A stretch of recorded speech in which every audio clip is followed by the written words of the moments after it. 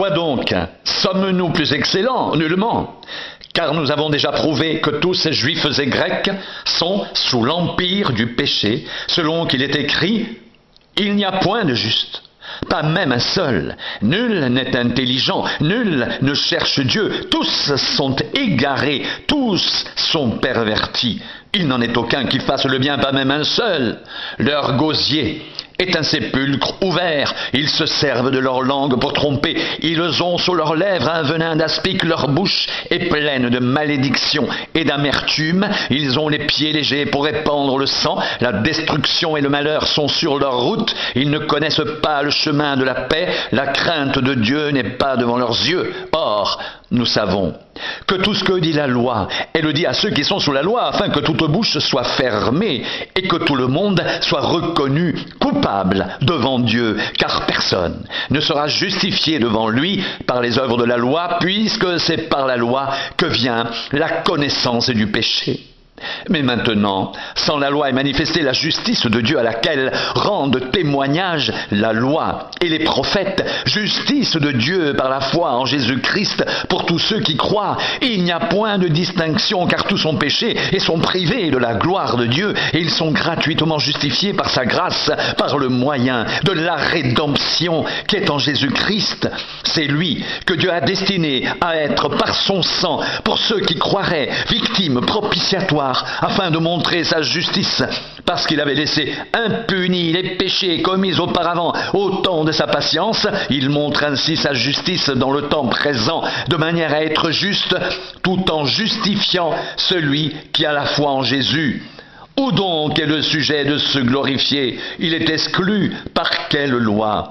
Par la loi des œuvres? Non, mais par la loi de la foi, car nous pensons que l'homme est justifié par la foi sans les œuvres de la loi. Ou bien Dieu est-il seulement le Dieu des Juifs? Ne l'est-il pas aussi des païens? Oui, il est aussi des païens, puisqu'il y a un seul Dieu qui justifiera par la foi les circoncis et par la foi les incirconcis. Annulons-nous donc la loi par la foi? Loin de là, au contraire, nous confirmons la loi.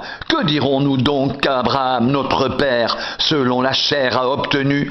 Si Abraham a été justifié par les œuvres, il a sujet de se glorifier, mais non devant Dieu, car que dit l'Écriture? Abraham crut à Dieu, et cela lui fut imputé à justice. Or, à celui qui fait une œuvre, le salaire est imputé non comme une grâce, mais comme une chose due, et à celui qui ne fait point d'œuvre, mais qui croit en celui qui justifie l'impie, sa foi lui est imputée à justice. De même, David exprime le bonheur de l'homme à qui Dieu impute la justice sans les œuvres.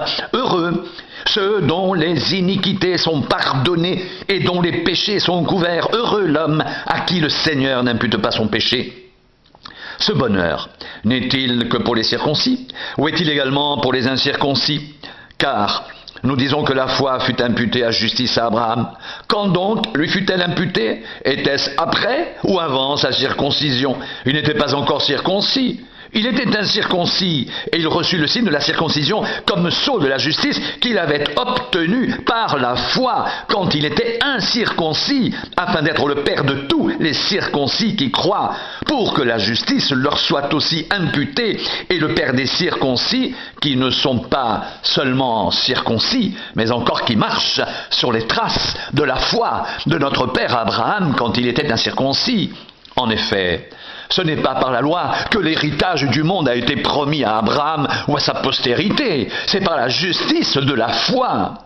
Car si les héritiers le sont par la foi est vaine, et la promesse est annulée, car la loi produit la colère, et là où il n'y a point de loi, il n'y a point non plus de transgression. C'est pourquoi les héritiers le sont par la foi, pour que ce soit par grâce, afin que la promesse soit assurée à toute la postérité, non seulement à celle qui est sous la loi, mais aussi à celle qui a la foi d'Abraham, notre Père, à tous, selon qu'il est écrit « Je t'ai établi Père d'un grand nombre de nations ».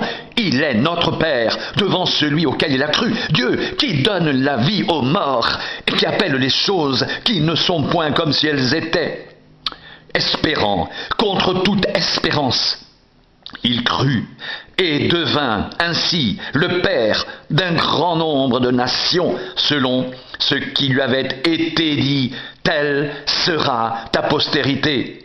Et sans faiblir dans la foi, il ne considéra point que son corps était déjà usé, puisqu'il avait près de 100 ans, et que Sarah n'était plus en état d'avoir des enfants. Il ne douta point par incrédulité au sujet de la promesse de Dieu, mais il fut fortifié par la foi, donnant gloire à Dieu et ayant la pleine conviction que ce qu'il promet, il peut aussi l'accomplir. C'est pourquoi cela lui fut imputé à justice.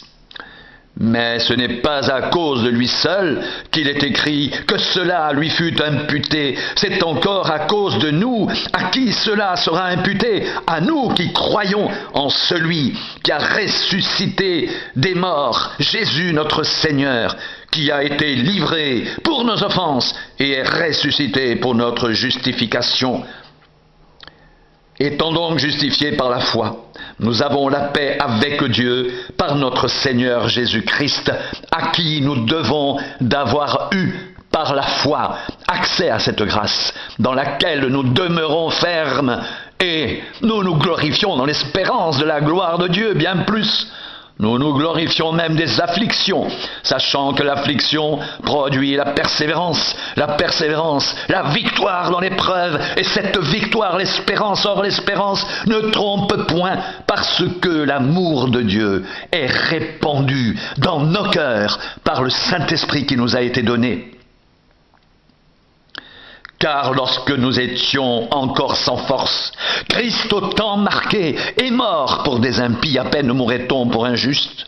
Quelqu'un peut-être mourrait pour un homme de bien, mais Dieu prouve son amour envers nous, en ce que lorsque nous étions encore des pécheurs, Christ est mort pour nous. À plus forte raison donc maintenant que nous sommes justifiés par son sang, serons-nous sauvés par lui de la colère. Car si lorsque nous étions ennemis, nous avons été réconciliés avec Dieu par la mort de son Fils, à plus forte raison, étant réconciliés, serons-nous sauvés par sa vie, et non seulement cela, mais encore nous nous glorifions en Dieu par notre Seigneur Jésus-Christ, par qui maintenant nous avons obtenu la réconciliation.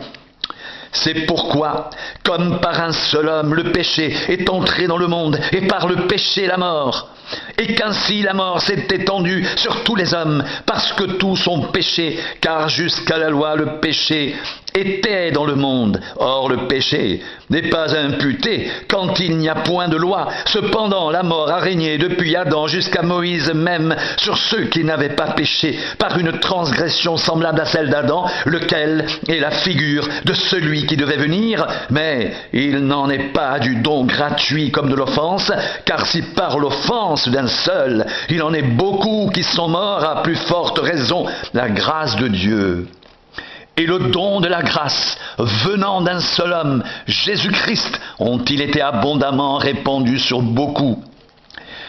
Et il n'en est pas du don comme de ce qui est arrivé par un seul qui a péché, car c'est après une seule offense que le jugement est devenu condamnation, tandis que le don gratuit devient justification après plusieurs offenses. Si par l'offense d'un seul, la mort a régné par lui seul, à plus forte raison, ceux qui reçoivent l'abondance de la grâce et du don de la justice régneront-ils dans la vie par Jésus-Christ lui seul. Ainsi donc, comme par une seule offense, la condamnation a atteint tous les hommes, de même, par un seul acte de justice, la justification qui donne la vie s'étend à tous les hommes, car, comme par la désobéissance d'un seul homme, beaucoup ont été rendus pécheurs. De même, par l'obéissance d'un seul, beaucoup seront rendus justes. Or, la loi est intervenue pour que l'offense abonde. Mais là où le péché a abondé, la grâce a surabondé,